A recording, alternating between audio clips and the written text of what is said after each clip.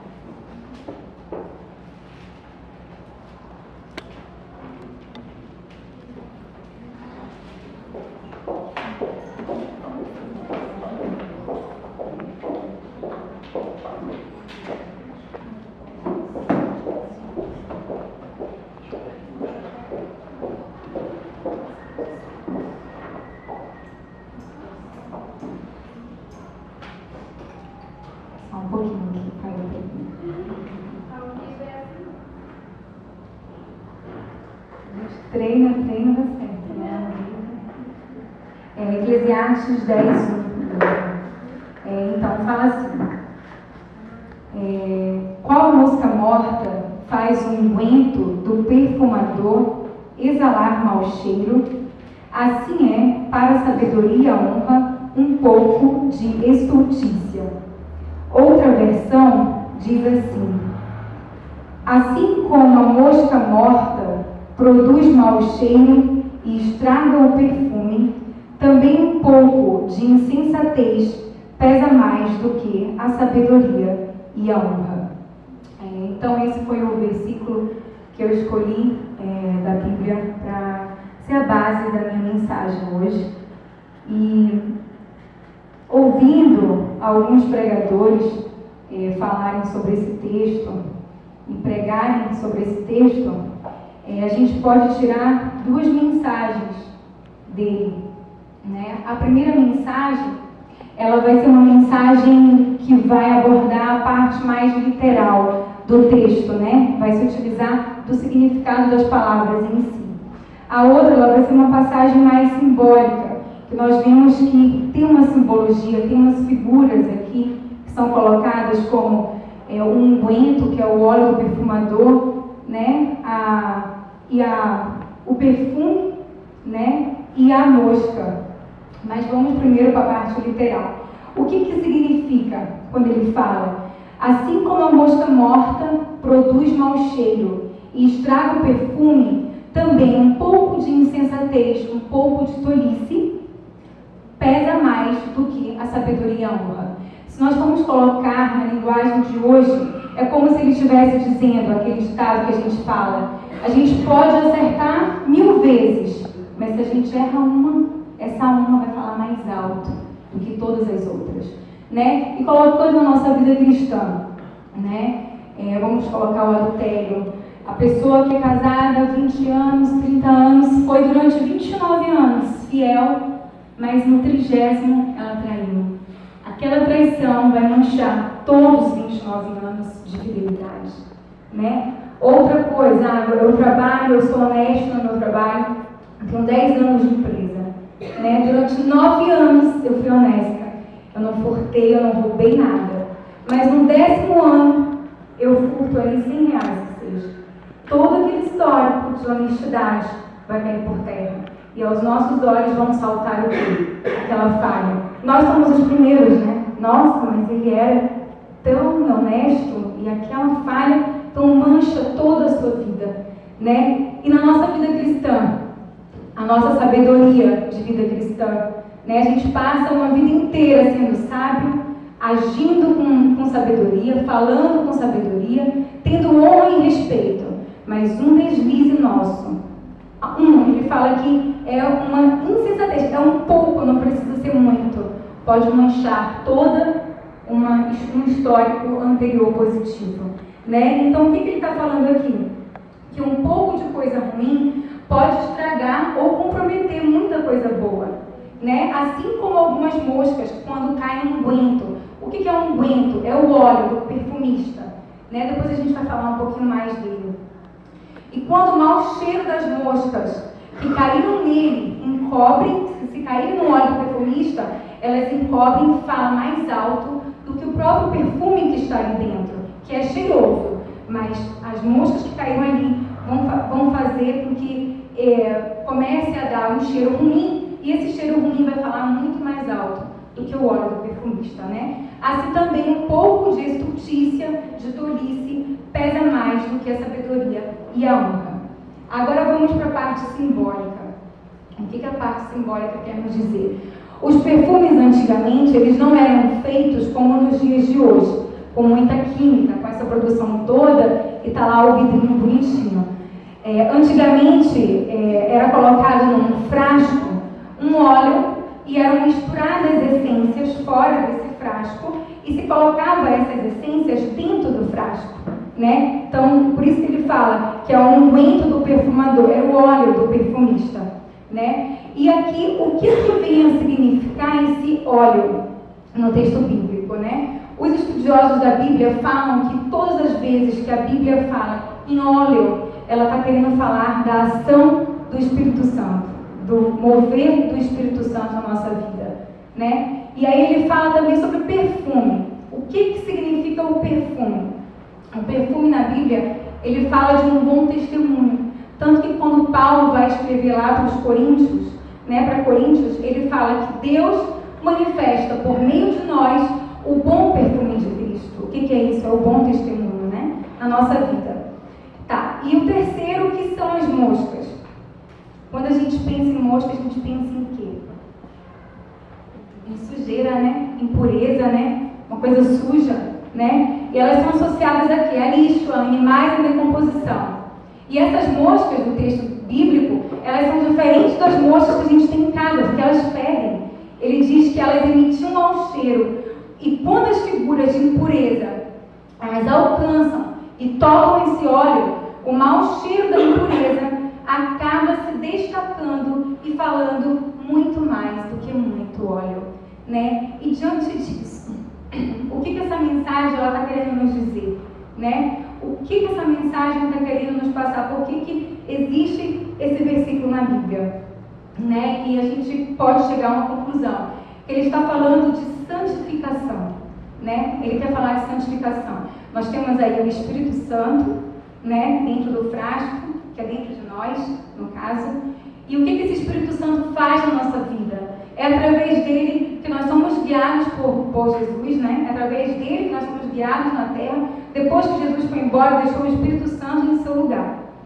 É por isso que a gente tem revelação da palavra, é por isso que a gente tem vontade de conhecer a Deus, né? E é através dele que nós damos o quê? Um bom testemunho, né? Então, essa é o maior patrimônio que nós temos, né? Então, diante disso, pensando que essa mensagem ela faz a referência à santificação, eu faço a seguinte pergunta para a gente refletir: por que as moscas caíram no perfume? Nós temos um frasco que tem um óleo com essências. Por que a mosca caiu no perfume? É uma questão de lógica, né? As moscas, elas só caíram dentro do unguento ou do óleo do perfumista, que significa a mesma coisa, porque ele estava destampado, descoberto, né? Se ele estivesse tampado, coberto, elas não teriam caído com certeza, né? E através desse versículo, queridos, Deus está nos chamando a proteger e preservar a nossa unção e a nossa santidade, né? Porque muitas vezes nós acreditamos que deixar a impureza cair é deixar aquelas coisas grosseiras, aqueles pecados mais escandalosos.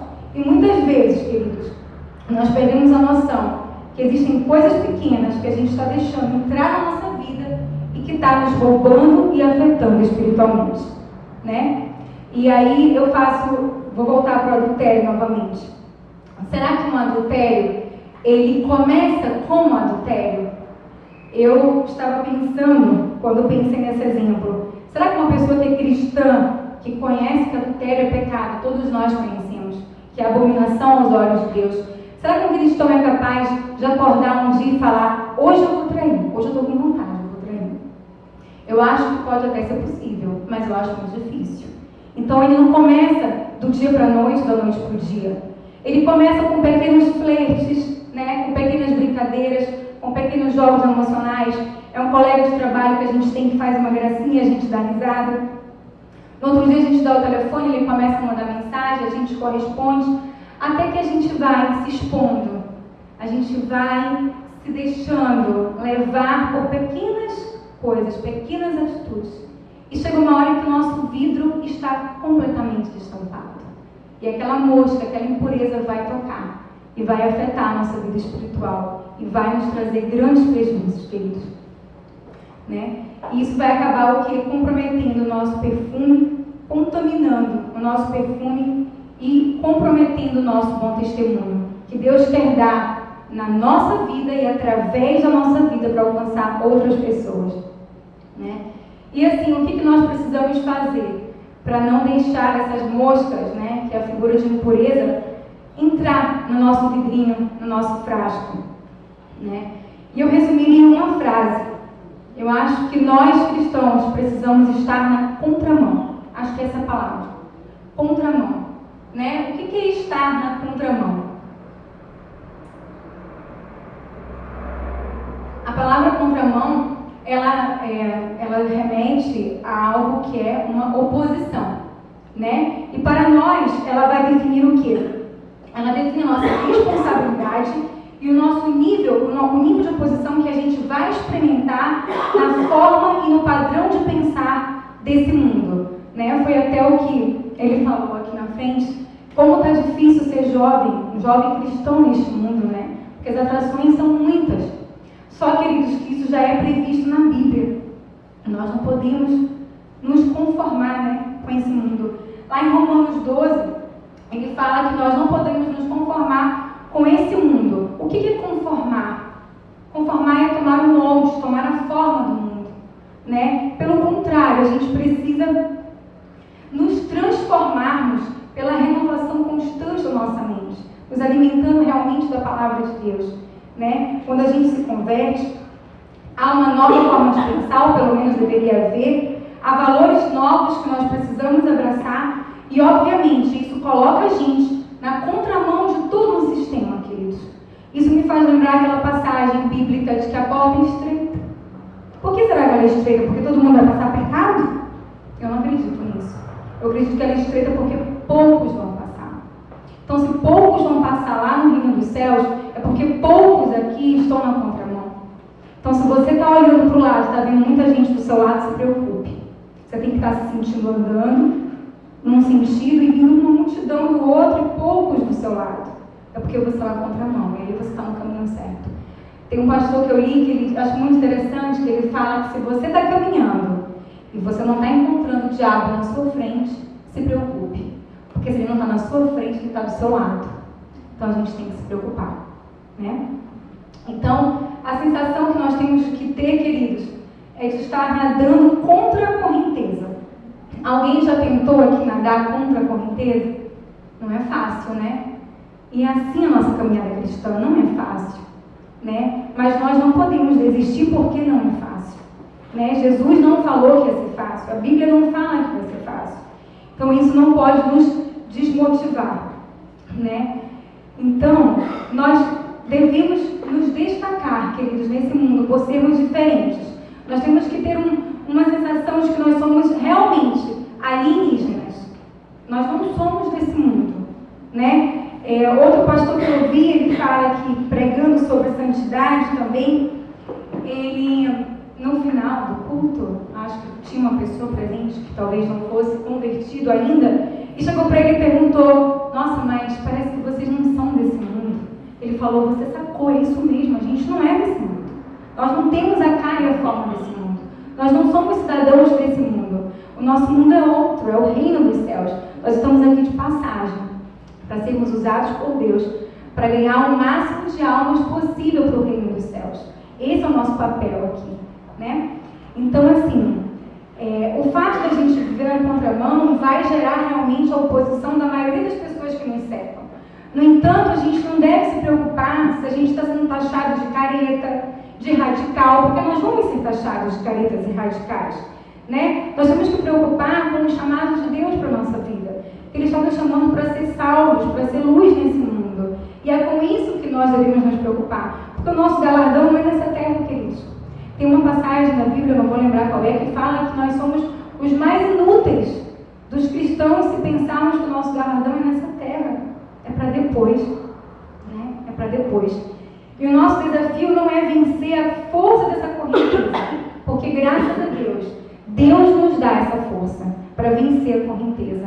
O nosso maior desafio é não desistir de estar contra a correnteza, de estar na contramão, porque é Deus que nos ajuda, queridos.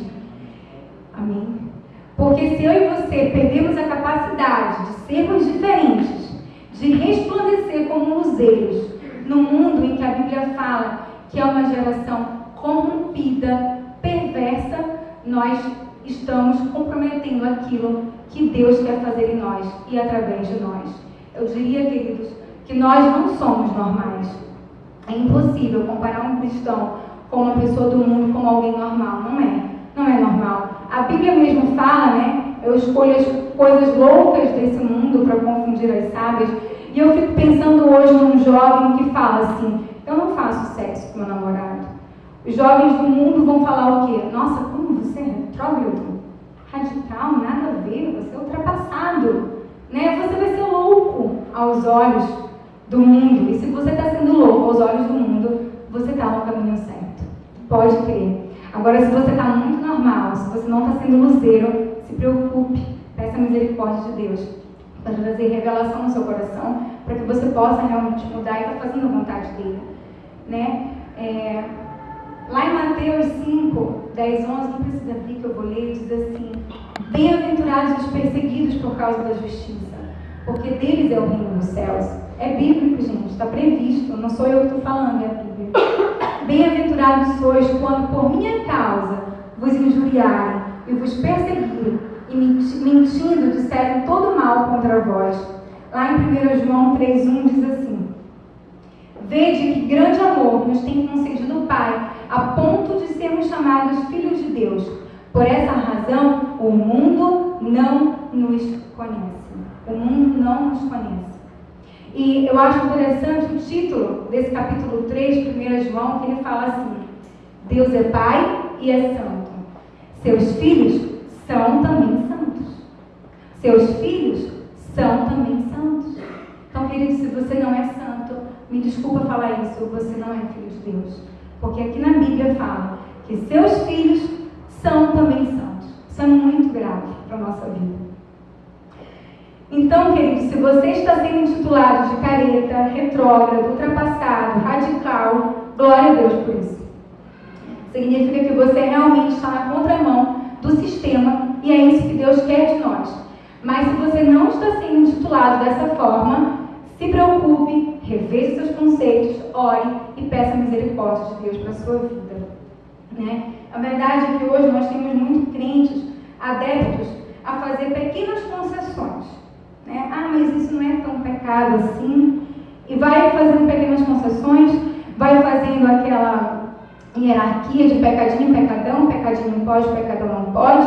E na verdade, queridos, eu já falei, o pastor sempre fala, não existe diferença entre pecadinho e pecadão. Tudo é pecado e vai trazer sérias consequências para a gente. Tem uma frase de um pastor argentino, Sérgio Staccaglini, que fala assim: ninguém poderia considerar a ideia de comprar uma garrafa de água mineral em cujo rótulo estivesse escrito 98% de pura água mineral e 2% de água de esgoto. Contudo, muitos cristãos permitiram que o esgoto espiritual se infiltrasse na sua vida. Então vamos refletir. Você pega uma garrafa dessa e está escrito 98% de pura água mineral, 2% de água de esgoto. Você beberia? Eu não beberia. Eu vou melhorar.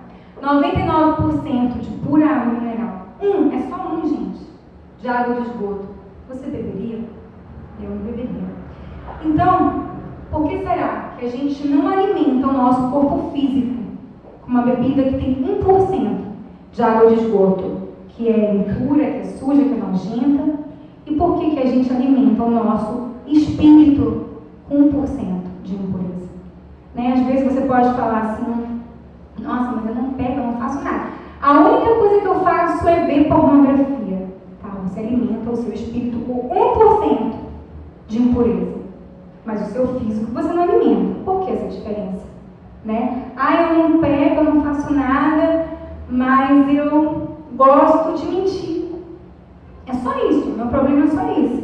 É 1%, querido. O seu físico você não alimenta, mas o seu espírito você alimenta. Eu vou além, vou fazer outra pergunta. Deus é santo, Deus é sem pecado. Por que a gente não bebe, a gente não alimenta o nosso corpo físico com 2% ou 1% que seja de algo que é imundo, que é impuro? Mas a gente quer que alguém que é santo, que não tem pecado, nos engula com 1% que seja de impureza. Por quê? É justo, ele é puro, ele é perfeito. E nós não bebemos, mas queremos que ele nos engula com 1% de impureza. Muitas vezes, queridos, nós temos deixado que algumas coisas entrem em nossas vidas, como diz lá no livro de Cantares 2,15. As pequenas raposinhas que destroem as vidas. Às vezes nós não fazemos ideia do poder de algo pequeno causar prejuízos grandes. Né? Dentro desse contexto, queridos, nós não podemos perder de vista a nossa santidade. A nossa santidade é o nosso maior patrimônio. É aquilo que Deus nos deu, é aquilo que Deus quer de nós, né? E é o nosso maior patrimônio. Depois da nossa conversão, nós precisamos tomar uma atitude realmente de guerra, de lutar contra os nossos pecados. A palavra já fala, é guerra, luta, não é fácil. Parece que quando eu falo aqui na frente, parece que é super fácil resistir aos pecados. Eu falo que hoje tem um pecado em cada esquina piscando para nós, a todo instante. Não é fácil, ninguém falou que ia ser fácil. Né? Não é à toa que... Não, antes de falar disso, tem outra coisa que eu quero falar. Só que tem pessoas que diante disso falam assim, nossa, mas se eu começar a achar que tudo é pecado, eu vou deixar de viver, eu vou ficar paranoico. Eu diria, queridos, que essa é a intenção, deixar de viver para você, para viver para Cristo, para fazer a vontade dele. Né? Lá em Salmos 37, 4 e 5, fala justamente disso. A palavra de Deus nos diz que a nossa alegria deve ser o Senhor e que os desejos do nosso coração é Ele que faz e não nós mesmos. Mas como nós somos egoístas, a gente quer fazer, né? E lá em Salmos 37, 4 e 5 diz assim, agrada-te do Senhor e Ele satisfará os desejos do teu coração. Entrega o teu caminho ao Senhor, confia nele e o mais ele fará. Eu enxergo nessa última frase uma ordem seguida de uma promessa. Entrega o teu caminho ao Senhor e o mais, confia nele e o mais ele fará. Não é você que vai fazer, ele vai fazer. Mas eu acho que hoje nós estamos querendo satisfazer os próprios desejos. Nós não queremos deixar que Deus nos conceda. Nós queremos seguir os nossos próprios caminhos porque a gente acha que a gente sabe mais, a gente sabe melhor. Né? Lá em 1 João 3,6 diz assim, falando sobre a questão da santidade do pecado. Todo aquele que permanece nele não vive pecando. Todo aquele que vive pecando não viu nem o conheceu. E continua nos versículos 8 e 9 falando assim, aquele que pratica o pecado procede do diabo, porque o diabo vive pecando desde o princípio. Todo aquele que é nascido de Deus não vive na prática do pecado, pois o que permanece nele é a divina semente. Ora, esse não pode viver pecando porque é nascido de Deus. Olha o que essa palavra nos fala, que quem vive pecando, e aqui eu ressalto, a palavra não fala que quem não peca, né? Porque existe uma diferença entre você ser pecador e você viver na prática do pecado. O problema de Deus não é com o pecador, porque todos nós somos pecadores e vamos morrer assim, faz parte da nossa natureza caída, né? Graças a Deus, a misericórdia dele se renova todos os dias, por isso que a gente está aqui até hoje. Só que o problema de Deus é que para quem ama o pecado, para aquele que pratica o pecado de forma deliberada, sabendo que é pecado, né? A palavra fala que quem vive na prática do pecado, viver na prática do pecado, esse é o problema, né? Então a gente tem que ter cuidado, queridos. Então, diante disso, cai naquilo que... Não, eu já falei isso aqui. Nós temos que ter santidade, desse patrimônio que nós temos, né? Tem uma pesquisa que fala que, eu vou fazer uma analogia com esse exemplo, as pessoas que elas saem do banco com muito dinheiro no bolso, por mais que elas queiram estar disfarçando que estão com muito dinheiro, os ladrões, quando eles estão ali na sortina esperando para assaltar alguém, eles falam que é muito fácil perceber qual é aquele que está saindo com mais recurso. Porque a pessoa tem uma linguagem corporal de sempre ficar pegando no bolso, protegendo a bolsa, tentando proteger aquilo. Por que será que ela quer proteger aquilo? Porque o dinheiro que ela está levando, com certeza não é uma quantia pequena, é muito alto e para ela tem um grande valor. Ela não pode perder aquilo e ser assaltada. E eu penso que se nós tivéssemos a nossa santidade com o mesmo sentido, de pensar que a gente está sempre carregando ali uma quantia enorme de dinheiro, a gente não pode perder por nada, a gente não desligaria. A gente estaria sempre protegendo a nossa santidade de tudo e de todos. A gente realmente pensaria antes de fazer algo pensando, isso vai me edificar? Isso não vai fazer com que eu prejudique a vontade de Deus para a minha vida? Então a gente tem que olhar para a nossa santidade como algo sério, porque a gente vai ver aqui depois que ela é muito importante na nossa vida, que Deus quer que a gente valorize ela de forma extrema, como a gente valorizaria se estivesse andando com 100 mil reais na bolsa, né? E quando a gente está consciente disso, a gente realmente protege, né? A gente faz de tudo para não pecar e para sempre ter a consciência de que o que é o não pecado, para não estar fazendo o que é errado. Lá em Hebreus 12, nos versículos 1 a 4, nos é dada uma fórmula para nós não desistirmos de preservar a nossa santidade, né? Não é fácil se livrar do pecado, não é fácil resistir ao pecado, mas a Bíblia diz que a gente deve fazer uma coisa para não desistir e não esmorecer. Fala assim: portanto também nós, visto que temos a rodear-nos tão grande nuvem de testemunhas, desembaraçando-nos de todo o peso do pecado que tenazmente nos assedia, corramos com perseverança a carreira que nos está proposta, olhando firmemente para o autor e consumador da fé, Jesus, o qual, em troca da alegria que lhe estava proposta, suportou a cruz, não fazendo caso da ignomínia, e está sentado à destra do trono de Deus. Considerais, pois, atentamente aquele que suportou tamanha oposição dos pecadores contra si mesmo. Parênteses, esse texto ele fala que a gente tem que realmente travar uma guerra, uma luta contra o pecado. E ele fala que a gente tem que fazer isso quando a gente pensar em desistir, pensar que é difícil, para a gente lembrar de Jesus. Porque a gente lembra muito de Jesus como o cara que nos deu a salvação, como aquele que a gente deve honra pelo perdão dos pecados, mas a gente também tem que olhar para ele por tudo que ele fez. Eu não conheço na história de todo o tempo que eu tenho estudando Bíblia, casos de cristãos, uma pessoa que enfrentou mais oposição de pecadores, de pecados do que Jesus. Ele pecou? Ele não pecou. E nada me tira da cabeça que ele veio para cumprir a lei, mas não só para isso, ele veio para nos provar que é possível. Ele viveu num mundo corrompido, ele teve que conviver com todo o sistema político, com todo o sistema de pecadores, de oposição, e ele não pecou. Ele não pecou, ele resistiu até o fim. Então, quando a gente pensar em resistir, o texto fala que ele trocou a alegria que lhe era proposta pelo peso da cruz, pelo suportar a cruz. Mas por que ele fez isso?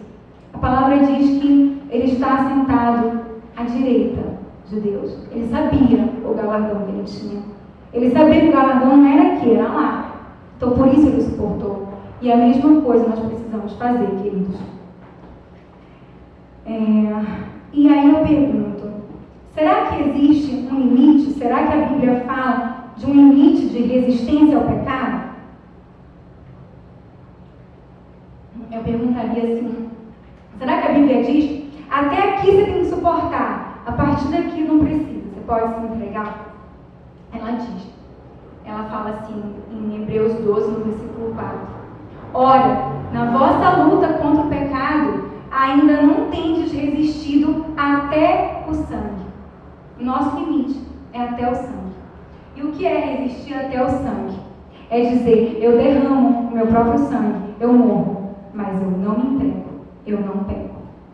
É esse. Nós precisamos chegar a um ponto de maturidade espiritual para dizer, eu dou a minha própria vida, mas não peco. Não podemos esmorecer e desistir. E isso não me deixa esquecer dos nossos irmãos da igreja perseguida. Por que eles estão morrendo, queridos? Por quê? Porque eles não estão negando Jesus, né? Eles estão preferindo morrer do que negar a Jesus. Agora, por quê?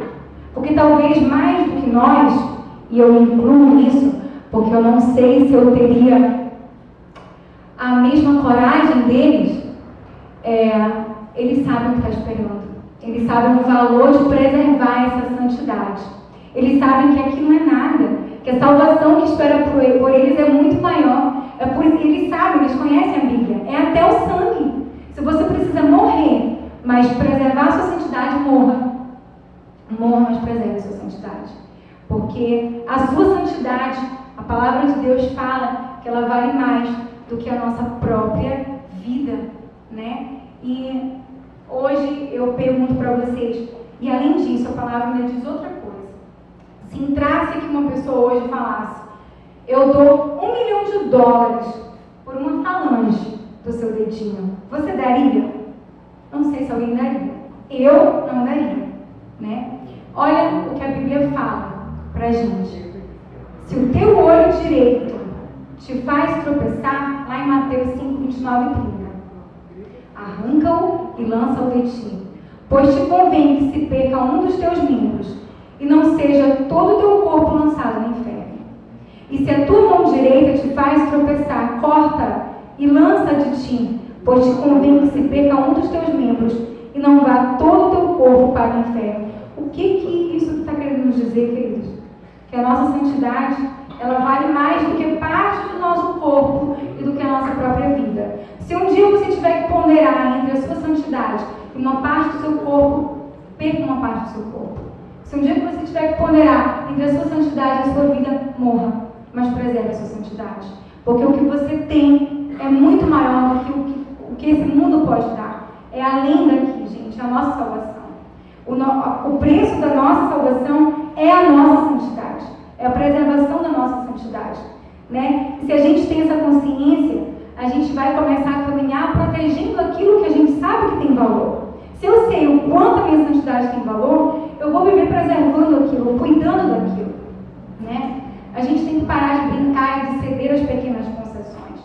Tem muita gente, queridos, dentro da igreja, que está vivendo uma vida espiritual de maneira errada. A pessoa, ela está fazendo pequenas concessões, pequenas exposições ali, pequenas concessões aqui. E aí, ela vai vendo, ela faz a primeira vez, não deu nada errado.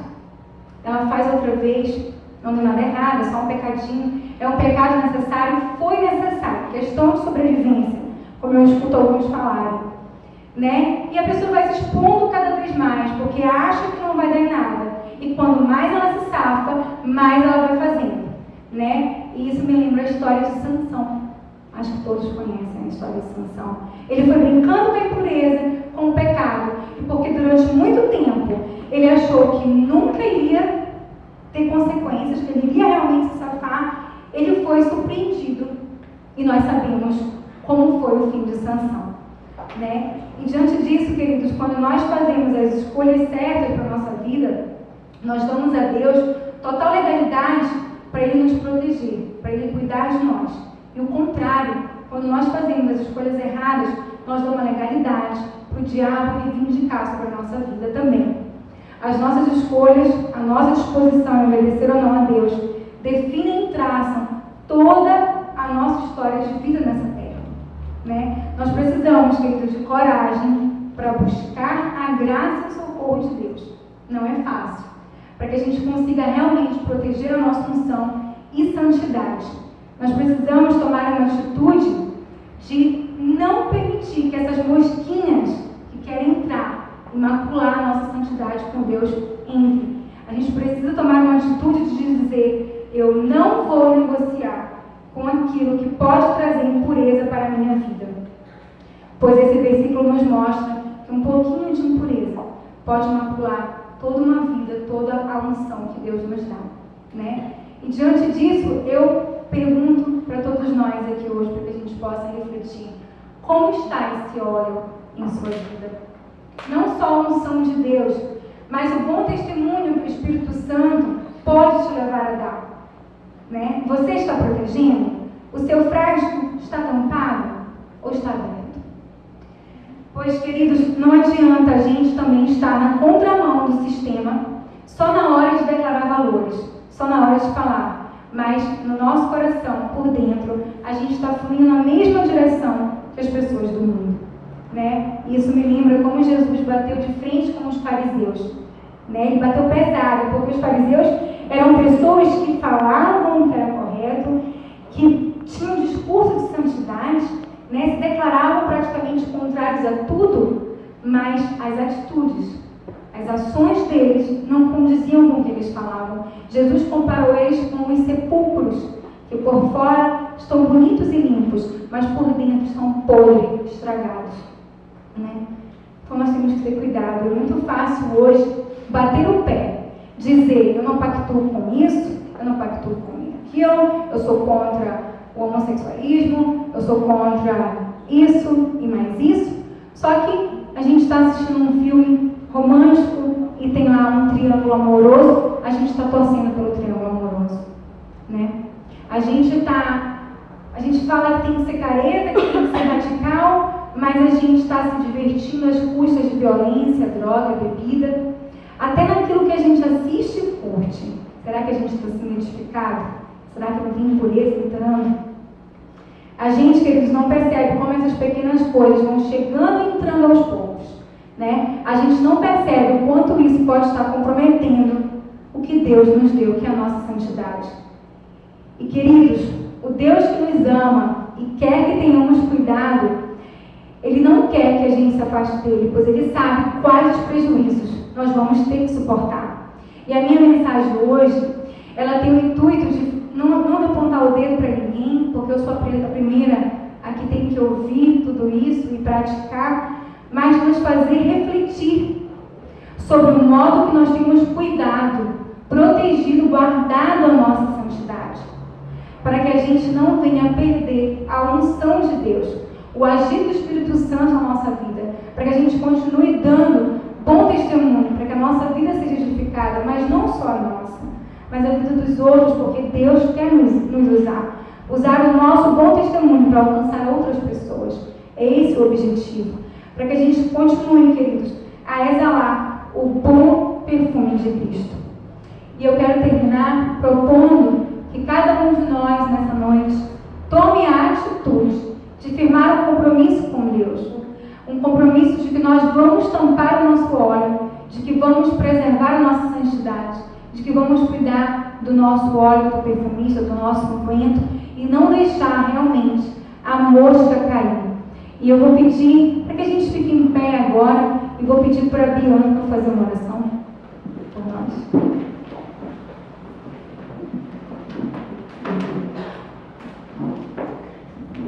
Glória a Deus, um chacoalhão espiritual para as nossas vidas, né? Eu tenho certeza que ela foi usada, e assim como ela atingiu a minha vida naquilo que eu precisava, eu espero que a vida de vocês não seja diferente. E quando eu estiver orando, eu gostaria então que você também fizesse uma oração que colocasse para Deus as suas dificuldades e quais são as moscas que às vezes estão rondando aí, querendo cair dentro do seu perfume, para que Deus possa te proteger e iluminar, para que você saiba quais são elas, que você possa evitar elas na sua vida. Pai, eu primeiro quero te agradecer porque a sua palavra é viva, a sua palavra fala, e o Senhor continua usando a vida, Senhor Deus, de pessoas tão especiais como a Leilani foi nessa noite, ó Pai. Obrigada porque nós jovens, ó Deus, precisávamos ouvir, precisávamos decidir por Cristo, ó Pai. E o quanto é difícil, ó Deus, às vezes na universidade, às vezes com os amigos, às vezes nas baladas, às vezes até mesmo na igreja, ó Pai, na nossa casa, no nosso trabalho, ó Deus, termos atitudes, ó Pai, cristãs, ó Deus. Por isso eu peço em nome de Jesus, ó Pai, que o Senhor possa iluminar as nossas vidas, ó Deus, que o Senhor possa revelar revelar para nós, ó Pai, quais são as moscas que estão rondando as nossas vidas, ó Pai. Aquelas a qual nós precisamos matar para que nunca mais volte, ó Deus. Pai, eu sei, Senhor Deus, eu tenho certeza que o Senhor também sabe o quão difícil é abrir mão, ó Deus, dessas coisas, ó Pai. O quão difícil é para nós, enquanto humanos, dizer não para diversas vontades que o nosso organismo, ó Deus, ou até mesmo as nossas carências, ó Pai, a nossa vontade tem, ó Deus. Mas, como foi falado aqui, ó Deus, nós precisamos entender que isso é um desejo do Senhor, ó Pai. E que assim como nós, o Senhor também passou por essa terra, ó Pai, e o Senhor não pecou, ó Pai. Eu lembro daquela passagem no deserto, ó Deus, onde o Senhor foi tentado, ó Pai, 40 dias sem comer, ó Pai, e o que o diabo veio te oferecer justamente aquilo que o Senhor queria, ó Deus, o alimento, Pai.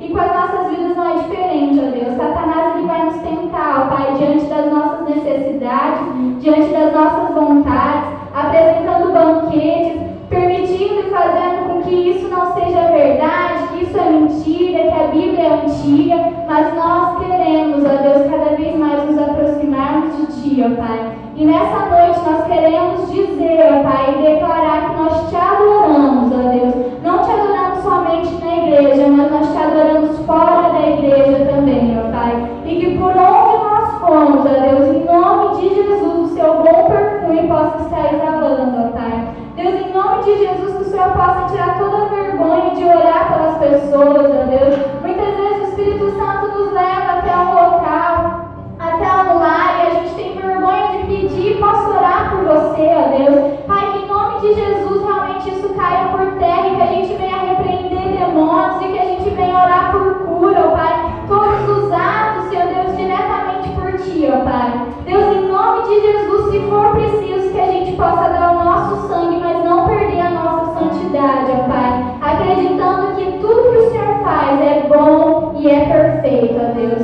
Pai, em nome de Jesus, eu agradeço por esse momento, ó Deus, e cada oração que foi colocada diante de Ti nesse momento de entrega, ó Pai. É oração, Senhor Jesus, onde pessoas querem ter uma intimidade maior contigo, ó Pai. Que o Senhor possa conduzir, ó Deus, que o Senhor possa direcionar, ó Deus, as nossas vidas, ó Pai. Que nós possamos realmente lembrar daquilo que o Senhor passou aqui em terra, abrindo mão das suas vontades, dos seus desejos também, ó Deus. Mas viver uma vida de santidade, esse tem que ser o nosso objetivo, ó Pai. Deus, eu sei também, ó Pai, que assim como a Leilane colocou aqui, muitas vezes é uma sujeirinha que cai, ó Pai. E assim Satanás vem tirando muitos das igrejas, Deus. É um culto que não vai porque chegou tarde do trabalho. É uma oração que não faz porque já está muito à noite. É a Bíblia que não lê porque você dorme quando lê. Pai, em nome de Jesus, nós não queremos que essas impurezas